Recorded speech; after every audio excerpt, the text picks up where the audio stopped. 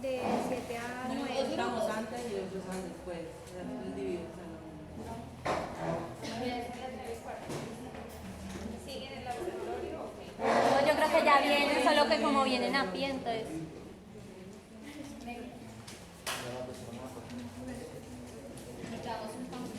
Bueno, entonces en este caso dijimos que la tuberculosis usualmente, aunque afecta vías aéreas, la estudiamos de manera particular porque tiene unos condicionantes muy particulares propios de la infección.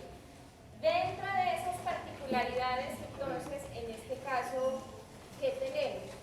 La evolución del cuadro clínico dentro de los puntos de corte y criterios que habíamos mencionado va a ser una evolución superior a cuántos días, a 14, 15 días de evolución. ¿Sí? Eso es lo principal. En donde hablamos de la presencia de un síntoma particular que va a ser la tos con o sin expectoración. ¿Listo?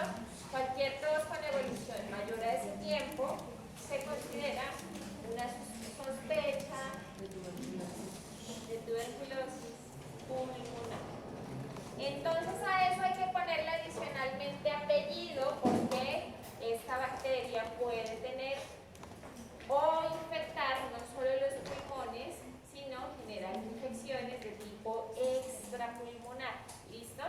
Entonces, en este caso, ese criterio de la tos durante más de 14 días hace referencia a una tuberculosis pulmonar y que además de eso está activa, porque también debemos entender que existen los cuadros clínicos en latencia, ¿vale? Entonces, tuberculosis pulmonar activa.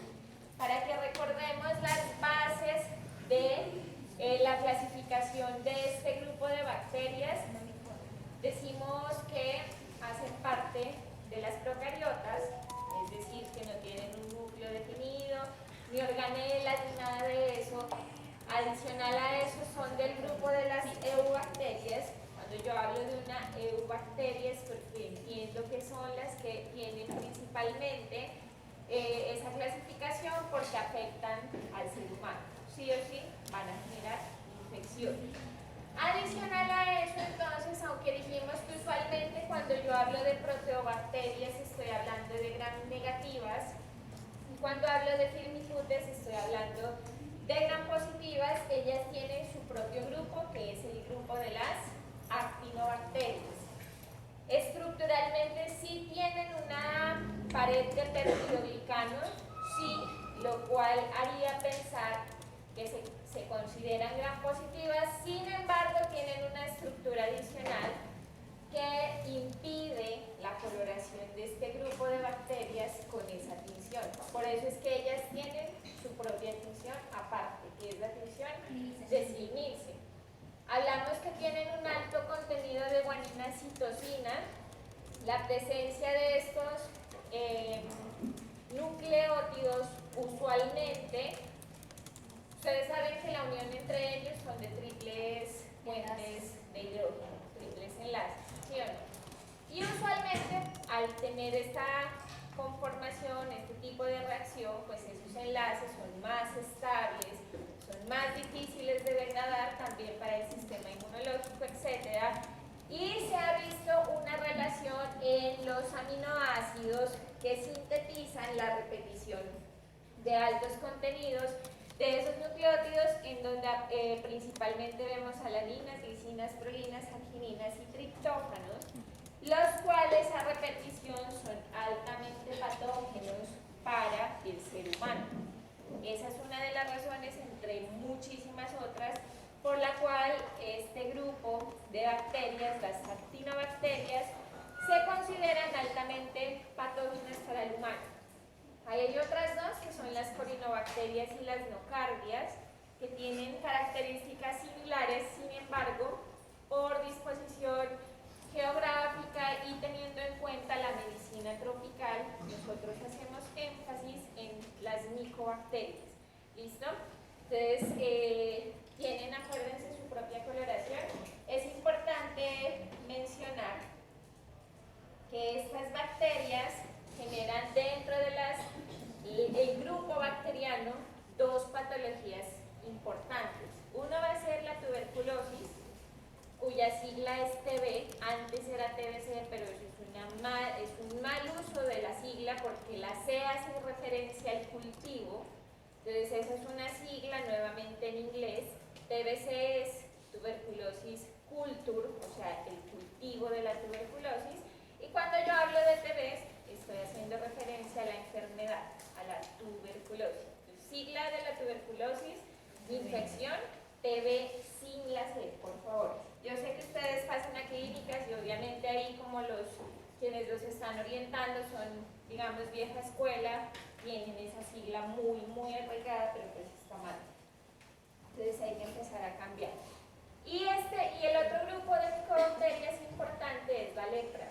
Entonces, Mycobacterium lepra, ¿sí? El bacilo de la tuberculosis fue descrito por primera vez en 1882 por este señor que es Koch. ¿Se acuerdan de los postulantes de Koch? Ese mismo fue el que dijo esto es Mycobacteria. Y él la describió un 24 de marzo en 1882. Entonces, un 24 de marzo y dijo, creo que descubrí un nuevo grupo bacteriano causante, porque fue el que, gracias, digamos que a sus aportes, entendemos el concepto de agente biológico con sus postulados, y él lo describió, ese grupo bacteriano, un 24 de marzo. Esa es la razón por la que cada 24 de marzo se conmemora. Hace poquito estuvimos conmemorando el Día de la Tuberculosis. No es que se celebre, sino que se conmemora. Como el bacilo lo describió él, también se conoce con el nombre de bacilo de Koch. Entonces, bacilo de Koch hace referencia al bacilo de la tuberculosis. Por otro lado encontramos el bacilo de Hansen o el Mycobacterium lepra, que se conoce con el nombre de bacilo de Hansen. ¿Cómo se escribe Hansen? Con H. H-A-N-S-E-N. Bacilo de Hansen es el de la lepra y bacilo de Koch es el de la tuberculosis. Los dos son micobacterias. ¿Listo? Hacen parte de este grupo. Estructuralmente, las micobacterias sabemos entonces que tienen una membrana celular normal de bacteria, tienen peptidoglicano y adicional a eso tienen unas estructuras particulares en donde mencionamos que esto que está acá, que se llaman ácidos micólicos, tienen un estado físico particular y es un estado sólido. Esa es la razón por la que ningún colorante normal puede entrar. Ese estado sólido es porque están ramificados, ¿sí? De manera que los colorantes naturalmente no pueden ingresar hasta el peptidoglicano, etc. Por lo que la coloración de Ziehl-Neelsen requiere de un paso particular, que es ¿cuál? Calentar la muestra. Cuando se calienta esa muestra, esto cambia de estructura de sólido a líquido y el colorante, que es la fuchina, ingresa, ¿sí? Gracias a ese proceso físico de cambio de estado. Entonces, ahora, ¿qué es lo que debemos entender? Cuando nosotros hablábamos de gram positivas, decíamos el sistema inmunológico reconoce una bacteria gram positiva porque principalmente reconoce ¿qué? El ácido teicoico y el teicoico.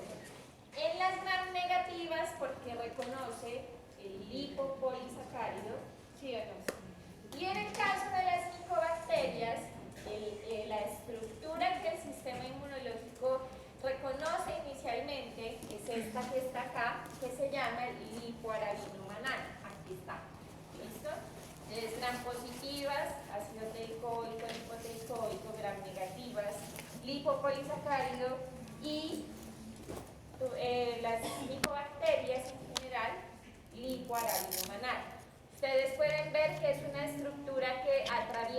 digamos que alcanza la membrana y que también está presente en la pared bacteriana, por lo que se considera el principal receptor bacteriano que tiene contacto con las células. ¿Listo? El lipoarabino manar. Sin embargo, vemos que hay otras estructuras, polisacáridos, peptidoglicano, etcétera, etcétera. Sabemos, otro de los problemas a nivel metabólico de esta bacteria es el hecho que son aerobios estrictos. Entonces, esa es una de las razones por las cuales el manejo tuberculoso es tan complicado y tan demorado. O sea, los manejos para los pacientes con tuberculosis son de un año. ¿Listo? Porque hay pocas moléculas que logran ser activas frente a este tipo de respiración de aerobios. Entonces, otros de los aerobios, por ejemplo, es el Acinetobacter, la tuberculosis, y por eso es que manejar esos grupos bacterianos es relativamente más complejo. Otra de sus características es que no son móviles, es decir, no tienen los flagelos bacterianos, carecen de esa estructura y no tienen la capacidad, afortunadamente, de generar esporas. Entonces, no tienen tampoco esa estructura. ¿Qué debemos entender en este caso? Que este grupo bacteriano no solo es tuberculosis y lepra. Hay más de 150 especies bacilares con las mismas características y teniendo en cuenta esto se clasifican en dos grandes subgrupos. Cuando hacemos referencia a cualquiera de esas 50 especies de bacilos, se emplea mucho esta sigla que es bacilo, ácido alcohol resistente. ¿Listo? Bacilo, ácido alcohol resistente. Cualquiera de esas 150 micobacterias tiene la misma característica, bacilos, ácido alcohol resistentes. Ellos tienen dos tipos de crecimientos clínicamente o de laboratorio que tienen relevancia clínica: crecimiento rápido y crecimiento lento. Entonces, los que son de crecimiento lento son los patógenos principalmente para el humano. ¿Listo? Entonces, de esas 150 especies hay una subdivisión: crecimiento rápido y crecimiento lento. Entonces, a estas bacterias que tienen característica de crecimiento lento se les conoce o se les da el nombre de complejo tuberculoso. Principal característica del complejo tuberculoso es lento, se demora lento, se demora mucho en crecer. Cuando yo hago referencia a crecimiento lento es porque un crecimiento significativo de estas bacterias va a tardar 2 meses en crecer, ¿sí? 2 meses. Los otros podrían hacerlo entre 1 a 2 semanas. Cuando eso pasa en un laboratorio, uno más o menos ya sabe que eso no es tuberculosis. Entonces, aquí es importante tener en cuenta todos estos elementos porque obviamente cuando se identifica de entrada el bacilo ácido alcohol resistente, antes de conocer si es tuberculoso o no, pues se hace un manejo, se hace la intervención terapéutica. Y con los 2 meses de plazo en donde se espera el crecimiento, se decide si se suspende ese manejo, que duraría 1 año, o se continúa durante el año completo porque se confirmó la especie. ¿Listo? Entonces, ¿para qué nos sirve una baciloscopia? El examen que nos permite ver este primer punto se llama baciloscopia. ¿Para qué nos sirve ese examen? Para identificar la presencia. Solamente para identificar la presencia. Inicio manejo. Y con el resultado del cultivo, por ejemplo, supe que no pertenece al complejo tuberculoso. ¿Qué es lo que debo hacer? Suspender el manejo. ¿Sí? Si por el contrario el crecimiento me dice si es del complejo tuberculoso, es una tuberculosis específicamente, seguimos con el tratamiento durante 1 año. ¿Tú Si no hay un complejo tuberculoso, entonces puede haber una lepra. No, es que la lepra hace parte del complejo tuberculoso, son estas. ¿Sí? Antes de revisar eso, entonces, si nos queda claro, la vaciloscopia cuando la persona tiene tos, ese resultado lo tienen en 24 horas. ¿Sí o no? 24 o 12 horas. Esa es una coloración simple, que ustedes ya saben cuáles son los pasos y qué es lo que se busca. Y en ese caso, entonces, ustedes simplemente van a tener un reporte de ese examen de positivo o negativo para bacilos, no para la tuberculosis, para el bacilo ácido alcohol resistente. Si está presente, arranca el manejo, pero si se descubre que no es del complejo tuberculoso en menos de 2 meses, porque son de crecimiento rápido, se suspende esa intervención. Si se confirmó que sí era tuberculosis, continúa durante un año. ¿Sí? ¿Cuáles son las bacterias del complejo tuberculoso? Estas que están acá.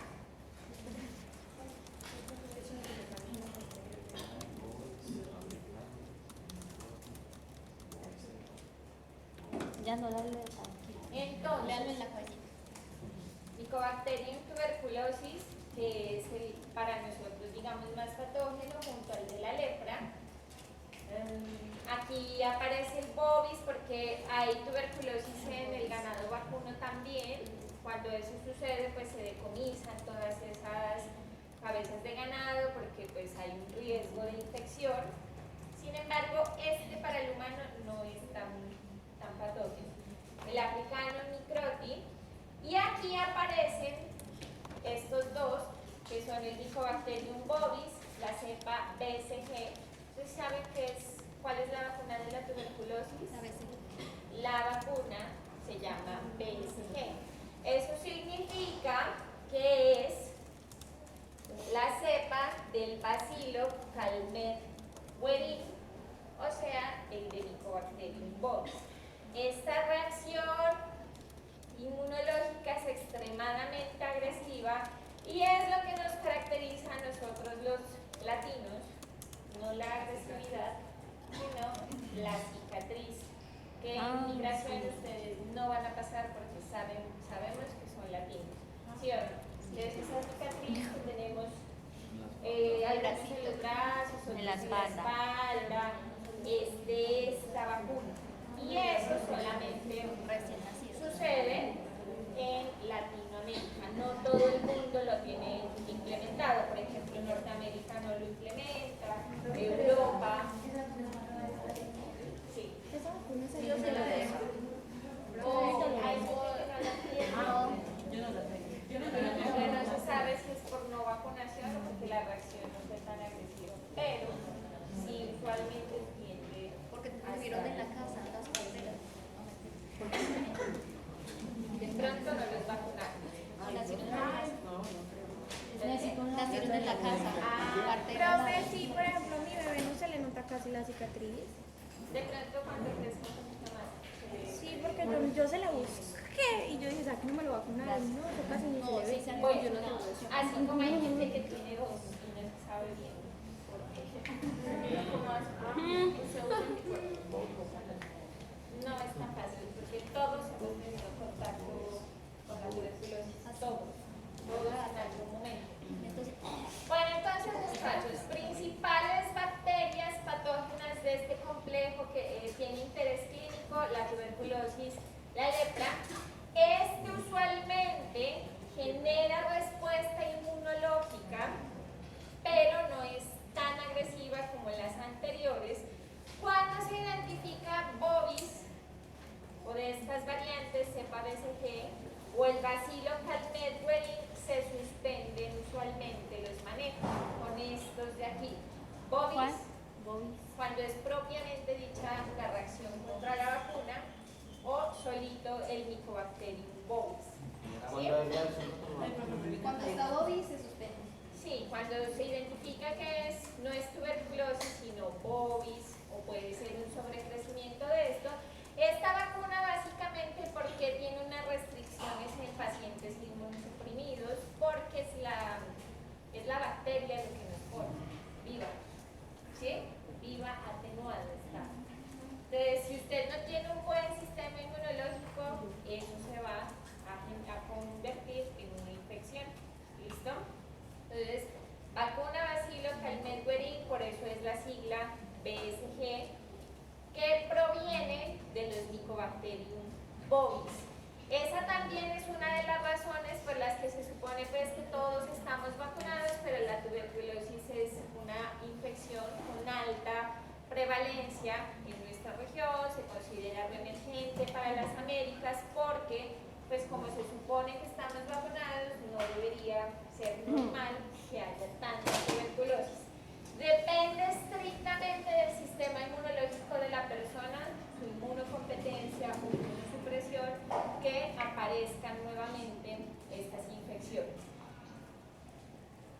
La coloración. Entonces tiene dos colorantes. Ustedes saben que las coloraciones en general principalmente buscan generar contrastes entre lo que yo quiero ver y lo que no me interesa. Entonces, en este caso sabemos que esas bacterias son translúcidas, originalmente no tienen ningún tipo de coloración, ni liberan tampoco ningún tipo de pigmento, por lo que son transparentes. Se añade el colorante principal, que es la fuchina. Esa fuchina se calienta. Si la bacteria cambia su estado físico, el colorante ingresa. Con agua se enfría esa reacción de manera que él recupera su estado original. A sólido, yo le añado un decolorante con alcohol ácido, en donde como esto ya está sólido otra vez, pues no se decolora, por eso se llama ácido alcohol resistente. Y finalmente añado el contraste. Lo que no me interesa ver en una coloración o división de Sylvincen queda azul. Y así es como se ve.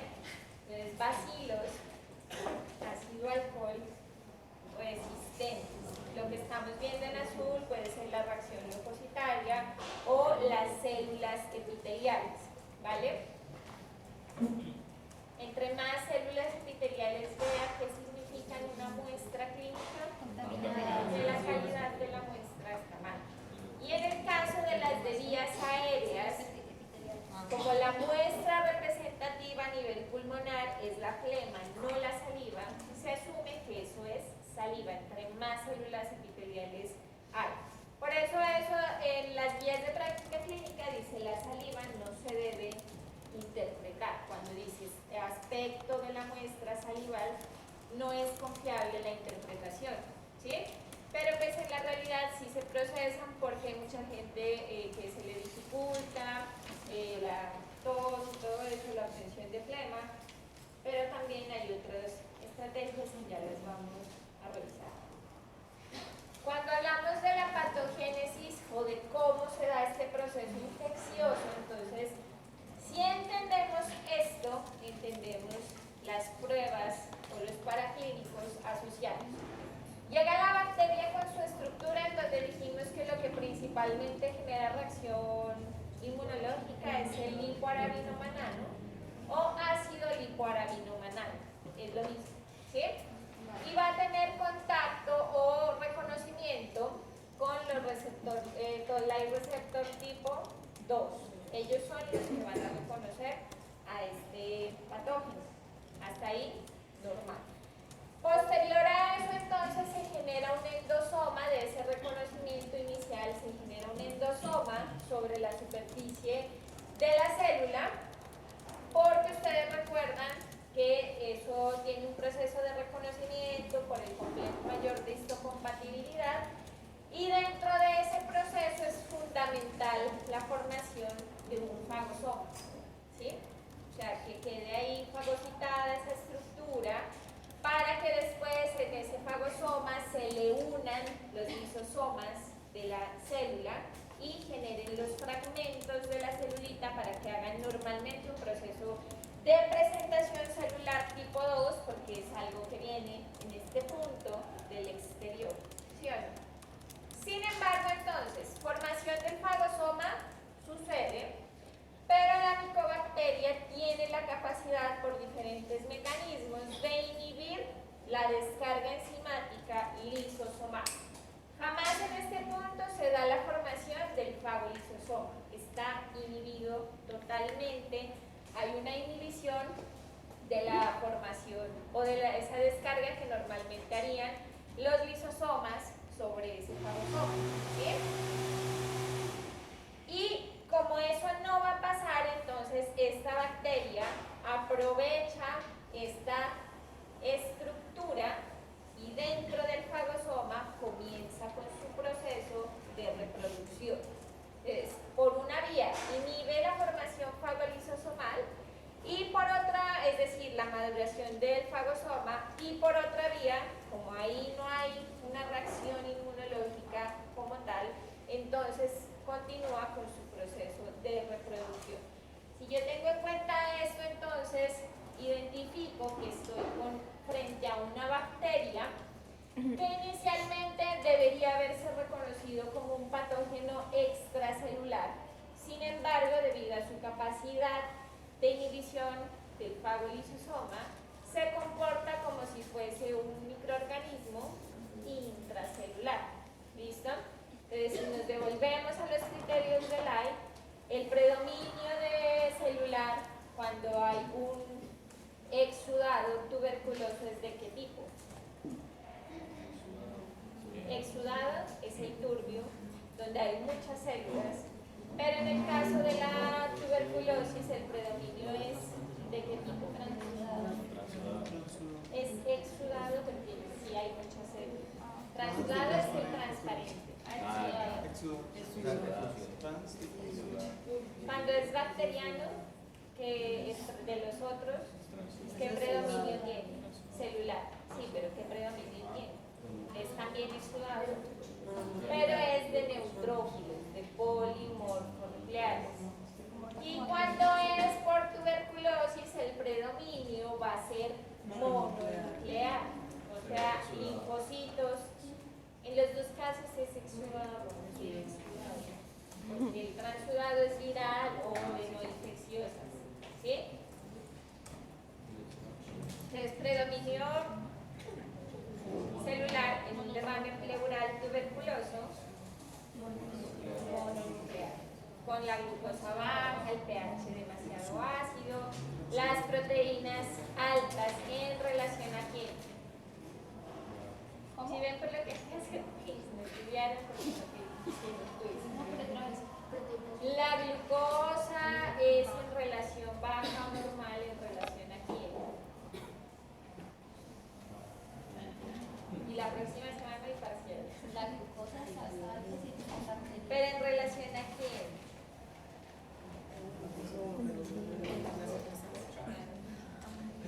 en la sangre. En relación a la glucosa, proteínas o deshidrogenasa láctica sanguíneas. Jamás es posible la interpretación de ningún líquido sin tener un contexto de lo que está estudiando, de esos mismos parámetros en sangre. ¿Vale? Entonces, exudado con predominio mononuclear, con glucosa baja, deshidrogenasa láctica, proteínas altas en relación al suero, y pH ácido, ¿sí? Turbio mayor, o célula recuento mayor a 1000. Bueno, entonces, como esta célula tiene un proceso inmunológico bloqueado, ¿sí o no? O sea, está bloqueada en su proceso natural de presentación inmunológica, de todas formas intenta hacer un proceso de quimiotaxis a través de la liberación de interleuquinas, de diferentes interleuquinas. El primer llamado entonces va a ser una liberación excesiva de la interleuquina 12 y del factor de necrosis tumoral alfa. Esto genera un ambiente altísimo de esas dos principalmente. Entonces, alrededor de esa célula nos vamos a imaginar que hay mucha IL-12 y factor de necrosis tumoral alfa. Y la consecuencia de eso entonces va a ser la migración exagerada de linfocitos T.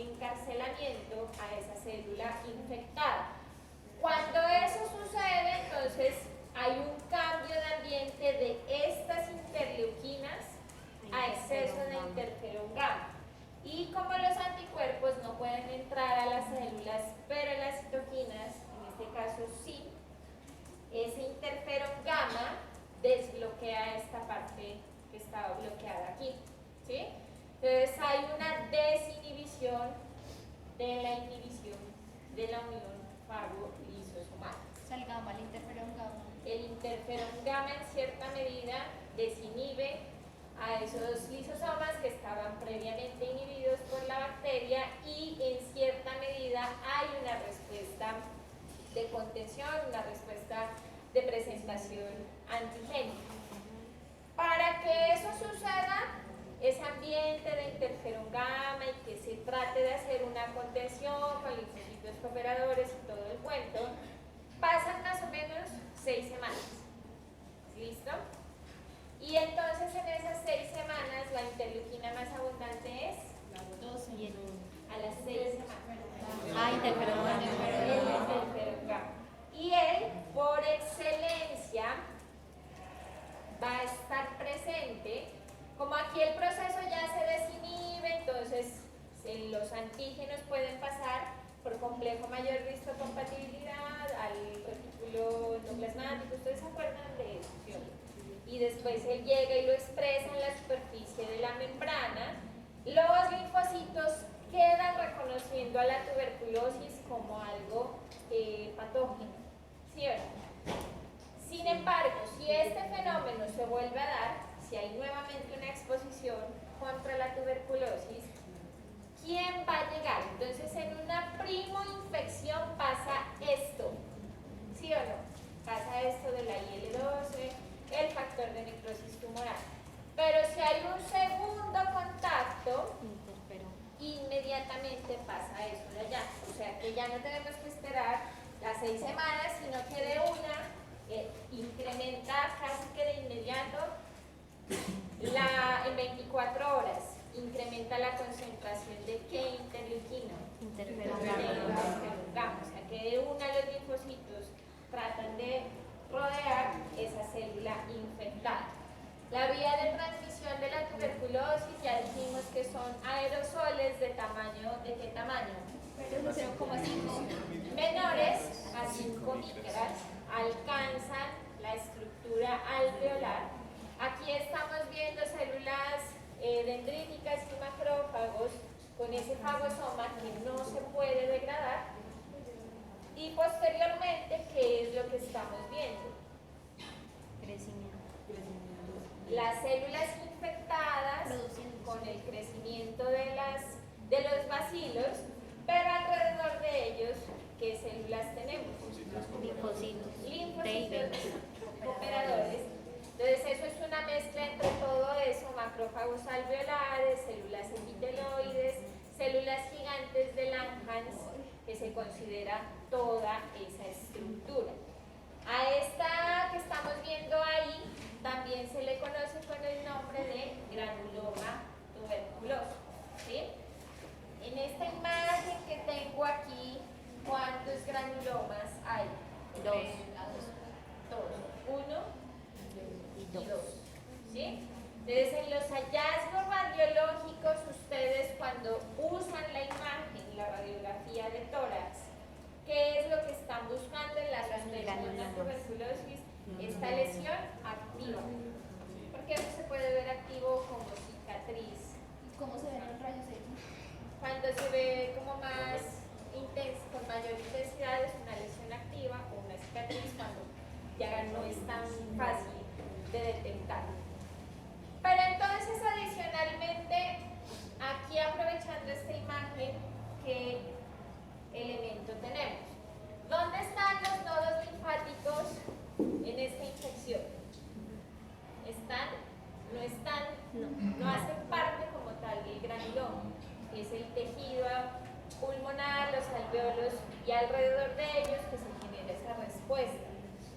Sin embargo, en algunos momentos podría pasar que estas celulitas se escapan del granuloma y llegan a los nodos linfáticos. Cuando eso sucede, los nodos linfáticos infectados clínicamente va a presentarse una característica diferente en la expectoración. No es diagnóstica, pero es la principal sospecha de una tuberculosis que tuvo una linfohematoproliferación. va a ser la presencia de sangre en la expectoración. ¿Listo? Entonces, por eso ustedes en los reportes de las vaciloscopias les dan, hay varios elementos. Uno de ellos son las células epiteliales que me hablan de qué, de la calidad de la muestra, si es flema realmente o si es saliva, o sea, una mala calidad. La reacción glucositaria, que se supone va a ser de predominio mononuclear, ¿sí? El aspecto de la expectoración, y cuando les digan es hemoptoica, significa que es una flema, una mucosidad con sangre. Entonces la sospecha clínica ahí cambia, porque ya no es una tuberculosis que está localizada en un granuloma, sino que potencialmente tuvo una linfohematoprogresión. Y eso se puede convertir en varias cosas. Una tuberculosis miliar, que significa que en todo el pulmón se disemina la tuberculosis miliar. Miliar, M-I-L-I-A-R. O se puede volver tuberculosis extrapulmonar, porque ya por sangre se va a ir a otros tejidos. Siempre que estamos escuchamos No siempre. O sea, es una orientación, no es diagnóstica, sino es una sospecha clínica. Hematoprogresión.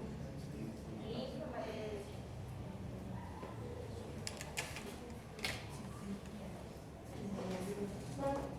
Cuando se rompe.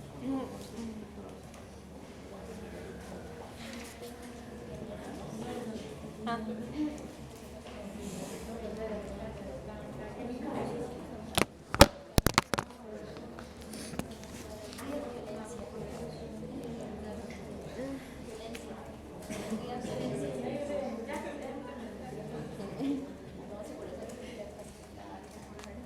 Entonces, esto que estamos viendo aquí puede ser granuloma activo con, se supone que en los hallazgos radiológicos, claro que eso ustedes en su momento ya lo verán, se hablan de unas captaciones que parecieran ser tubérculos. Por eso la tuberculosis recibió ese nombre de tuberculosis, porque parecieran ser como tubérculos que están a nivel pulmonar. ¿Sí? Eso es una lesión, una tuberculosis pulmonar activa, la cicatriz representada pues en imagen, que es más pequeñita, no es tan fuerte la evidencia, y esto sería una tuberculosis miliar, o sea, punticos. A eso en radiología le llaman un pulmón como si fuera un árbol de Navidad, puras lucecitas. ¿Por qué? Esa es la tuberculosis activa.